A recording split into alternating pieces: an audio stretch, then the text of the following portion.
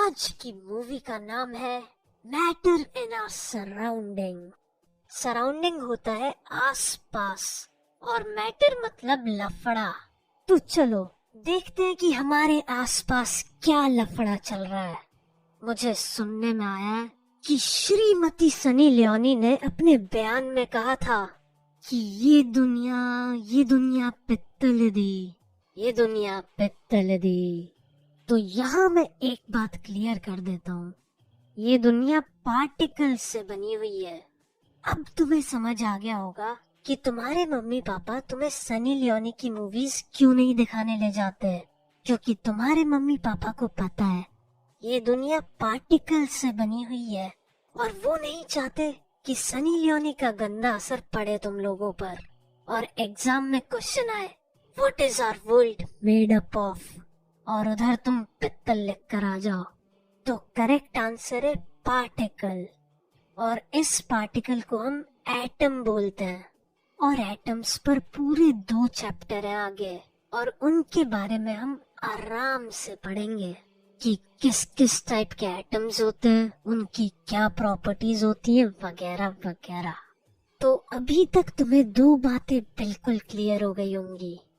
First, कि सब कुछ पार्टिकल्स से बना हुआ है, सब कुछ, लकड़ी, इंसान, बादल, माउंटेन्स, चाय, पेन, पेपर, पीकेपी का बैंड, सब कुछ पार्टिकल्स से बना हुआ है।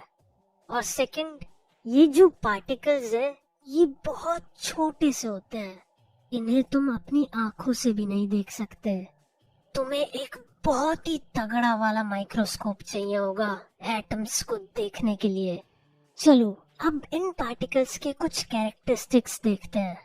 तो बुक में मेनली 3 कैरेक्टरिस्टिक्स दिए हैं, तो हम भी बस 3 ही पढ़ेंगे क्योंकि सिलेबस पूरा हो जाए वही बहुत है, ज्यादा ज्ञान की हमें भी जरूरत नहीं है। तो कैरेक्टरिस्टिक 1 है कि इन पार्टिकल्स के बीच स्पेस यानी जगह होती है, मतलब कि एक पार्टिकल और दूसरे पार्टिकल के बीच थोड़ा सा गैप होता है, और क्योंकि गैप होता है तभी तो हम चीजों को एक दूसरे के अंदर मिक्स कर पाते हैं, जैसे दूध में चीनी, पानी में ग्लूकोज और हवा में पाद। तो इस प्रोसेस को हम डिफ्यूजन बोलते हैं, जब हम चीजों को एक दूसरे में मिक्स करते हैं। सेकंड कैरेक्टरिस्टिक है कि ये जो पार्टिकल्स है वो हमेशा मूव करते रहते हैं, यानी ये पार्टिकल्स एक फिक्स पोजीशन पर नहीं रहते हैं, वो हमेशा इधर उधर टहलते रहते हैं या फिर वाइब्रेट होते रहते हैं। इनका हिलना डुलना कभी नहीं रुकता है। और अगर कोई चीज हिलती रहती है तो हम कहते हैं कि उसके पास काइनेटिक एनर्जी है। और ये काइनेटिक एनर्जी वाला कॉन्सेप्ट हम फिजिक्स में पढ़ेंगे। वैसे काइनेटिक एनर्जी का केमिस्ट्री से बहुत कम लेना देना है, तो फिकर नॉट। तो ये जो पार्टिकल्स है ये और भी ज्यादा मूवमेंट करने लगता है अगर हम टेम्परेचर इंक्रीज कर देते हैं, यानी जैसे ही हमने टेम्परेचर बढ़ाया इनकी स्पीड और भी ज्यादा बढ़ जाती है।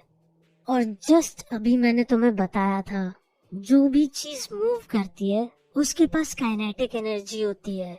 तो अब अगर वो चीज और भी ज्यादा स्पीड से हिलेगी तो मतलब उसके पास और भी ज्यादा काइनेटिक एनर्जी हुई।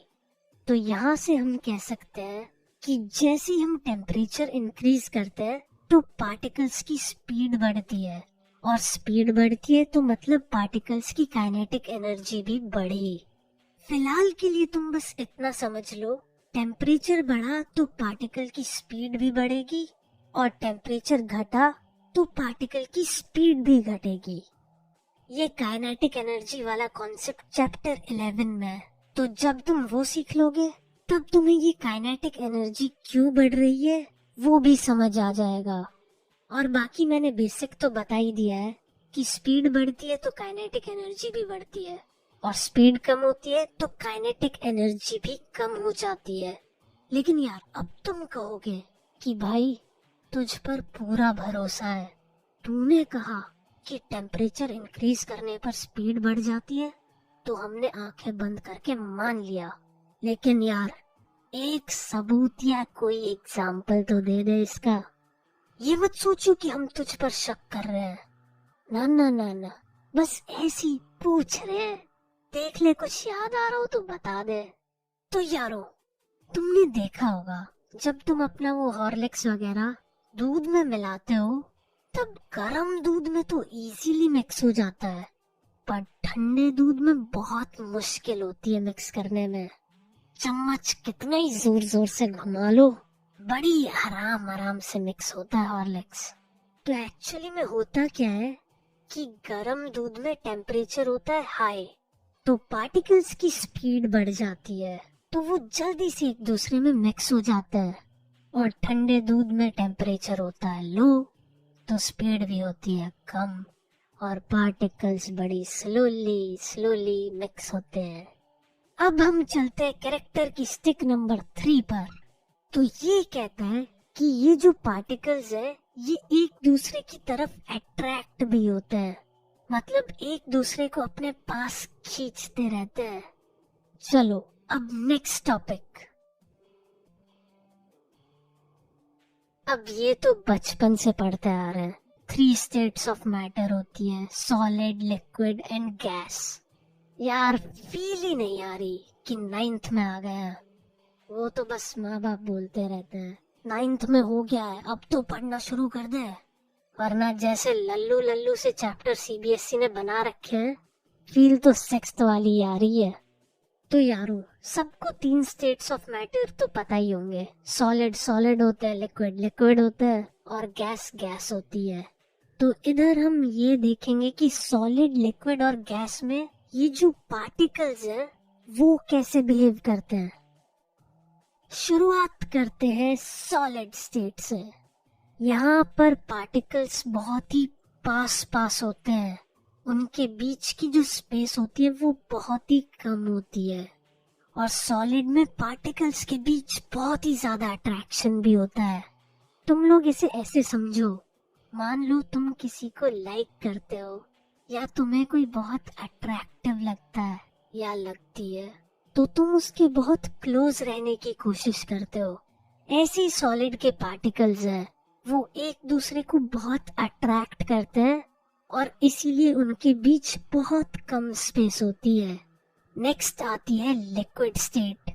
तो लिक्विड स्टेट में पार्टिकल्स के बीच ठीक ठाक स्पेस होती है, और उनके बीच का अट्रैक्शन भी ठीक ठाक ही होता है। अब गैसियस स्टेट पे जाने से पहले हम एक छोटा सा क्वेश्चन कर लेते हैं, ये कभी कभार एग्जाम में आ जाता है। वैसे तुम लोगों को एक बात बता देता हूँ, जो भी मैं करवाता हूँ सब इम्पोर्टेंट होता है, जो नहीं होता वो मैं करवाता भी नहीं हूँ। तो सवाल है कि अगर हम एक तरफ एक लिक्विड में दूसरे लिक्विड को मिक्स करें, और दूसरी तरफ लिक्विड में सॉलिड को मिक्स करें, तो सबसे पहले एक दूसरे में कौन मिक्स होगा? सोचो सोचो।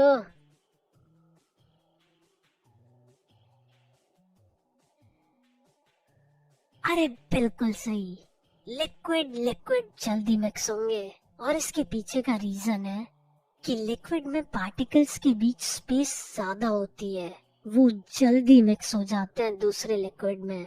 सॉलिड के पार्टिकल्स के बीच स्पेस कम होती है, तो वो बहुत टाइम लगाते हैं मिक्स होने में। आशा करता हूँ ये जो बातें मैं तुम्हें बता रहा हूँ ये तुम्हारे दिमाग में भी मिक्स हो रही होंगी। चलो आते हैं गैसियस स्टेट पर। तो यहाँ पर इसके पार्टिकल्स में बहुत कम अट्रैक्शन होता है, तो ये एक दूसरे से दूर ही रहना पसंद करते हैं। इनके पार्टिकल्स के बीच सबसे ज्यादा गैप होता है। अब यार तुम्हें याद आ रहा होगा, कैरेक्टर के स्टिक तो 3 थे, फर्स्ट स्पेस, सेकंड स्पीड और थर्ड अट्रैक्शन। तो स्पीड के बारे में तो मैंने कुछ बताया ही नहीं, तो टेंशन क्या है, अब बता देते हैं। सबसे ज्यादा स्पीड होती है गैस के पार्टिकल्स की, फिर लिक्विड की, और सबसे स्लो होते हैं सॉलिड के पार्टिकल्स। देखो और कुछ हो ना हो, बट इतना जरूर याद कर लेना कि हर एक कैटेगरी में लिक्विड हमेशा बीच में ही आता है। और अब हम भी आ गए हैं मूवी के बीच में, तो टाइम हो गया है एक इंटरवल का। चलो बाय, मिलते हैं अगले एपिसोड में। और हाँ, ये एक छोटी सी टेबल है, इसको भी याद कर लेना।